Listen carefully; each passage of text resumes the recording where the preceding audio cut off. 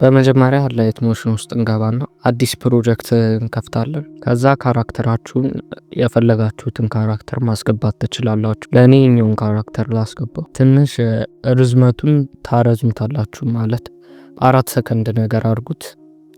በደንብ ማቆየት ከፈለጋችሁ እናንተ የፈለጋችሁትን ያህል ማድረግ ትችላላችሁ። ከዛ አድ ኢፌክት የሚለውን ንኩና ቤንድ የምትለዋን ትነካላችሁ።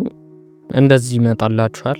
አንግሉን ሙቭ ስታረጉ ያው በዚህ መልክ ይንቀሳቀሳል። ቦተም ላይ ሲሆን፣ ቶፕ ላይ ሲሆን ደግሞ ከስር ያለው አካል ነው የሚንቀሳቀሰው። በተቃራኒ ነው የሚሰራው። ራይት ሲሆን በግራ ያለው ይንቀሳቀሳል። ግራ እጅ ከሆነ ግራ እጁ፣ ሌፍት ሲሆን ደግሞ ቀኝ እጁ ከሆነ ቀኙ ይንቀሳቀሳል ማለት ነው። አንግሉን በደንብ ስታሽከረክሩት። አሁን እኛ የምንፈልገው ጭንቅላቱን ስለሆነ ቦተም እናደርገዋለን። ከዛ ኪፍሬም ታስገባላችሁ አንግል ላይ ማለት ነው። የፈለጋችሁትን ያህል ማድረግ ትችላላችሁ፣ ግን በጣም እንዳይበዛ -5 ዲግሪ አድርጉት ወይም -6።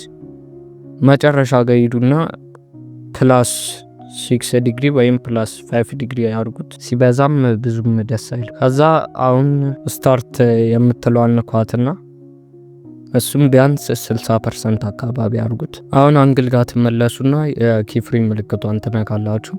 ከዛ እዚች ትነኳትና ሶስተኛውን ነክታችሁ በዚህ መልክ ታረጉታላችሁ፣ ግራፉ ማለት ነው። ምናልባት በጣም ከተደጋገመባችሁ ደግሞ ራቅ ለማድረግ ሞክሩ። ትንሽ እንደዚህ ነገር አድርጉት። በቃ በአሪፉ ይመጣልናል ማለት ነው። በዚህ መልክ ይመጣል።